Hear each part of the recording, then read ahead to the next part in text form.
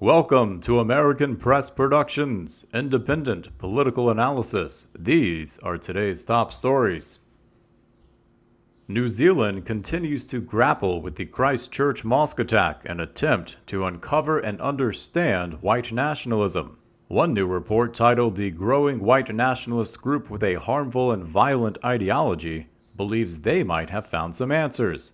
The report focuses on a group in New Zealand who call themselves the Dominion Movement. They are opposed to immigration. But that's just the beginning of the rabbit hole. The group espouses extremist viewpoints such as being opposed to violence and illegal activity. They champion what is called Kiwi culture, which is another term for New Zealand culture.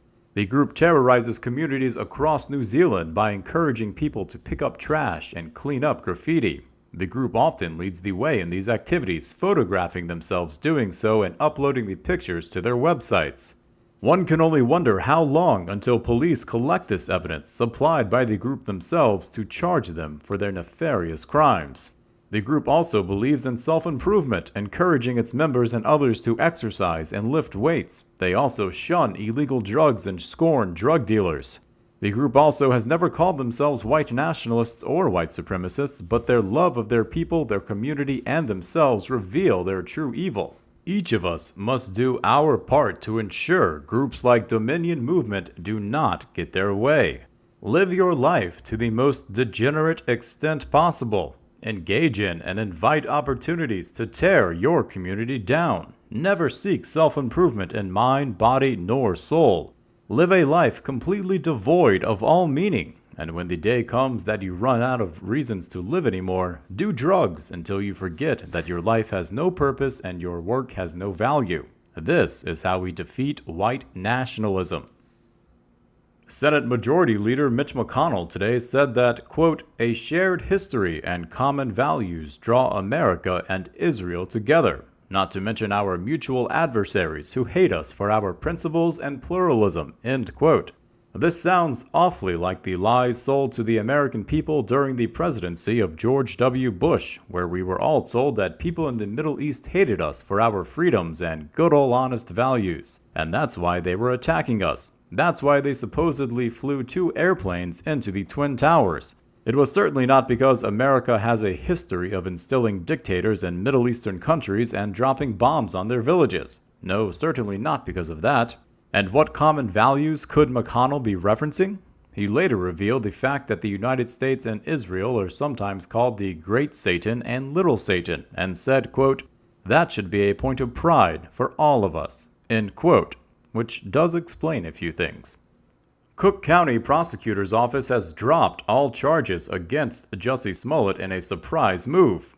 Prosecutors told a judge they were dismissing all 16 charges against Smollet for disorderly conduct and filing a false police report. In a statement made outside the courtroom, Smollet maintained his innocence and said, quote, "I've been truthful and consistent on every single level since day one," end quote. A spokesperson for the Cook County State Attorney's Office said there was no plea deal and gave no reason why all charges were dropped. But here's where the story begins to not make any sense. The State Attorney's Office said that after reviewing all of the facts and circumstances, which includes unnamed volunteer service for the city by Smollet, as well as Jussie Smollet forfeiting his $10,000 bond to the city, they believe the outcome is an appropriate resolution to the case. But if Smollet is not guilty of the charges, why would this unnamed community service matter? And most of all, why would he forfeit his $10,000 bond? The Chicago police did their job thoroughly. They found the 2 men who allegedly attacked Smollet. The 2 admitted being paid by Smollet and the whole thing being a hoax. The police have video surveillance of the 2 men buying the props used in the hoax attack. They had pieced everything together, gathered material evidence, video evidence, confessions. They supplied everything needed for an open and shut case. A grand jury concluded that, based on what Chicago Mayor Rahm Emanuel called only a sliver of the evidence collected, was enough to prosecute Smollet. Throughout today's press conference, Mayor Emanuel continuously alluded to Smollet as filing a false police report, of concocting a hoax hate crime. So what could possibly have changed? The Fraternal Order of Police last week called for the Department of Justice to investigate State Attorney Kim Foxx. A day or two after Smollett filed the original police report, she was contacted by Tina Chen, former chief of staff to Michelle Obama, who put Kim Foxx in contact with members of the Smollett family.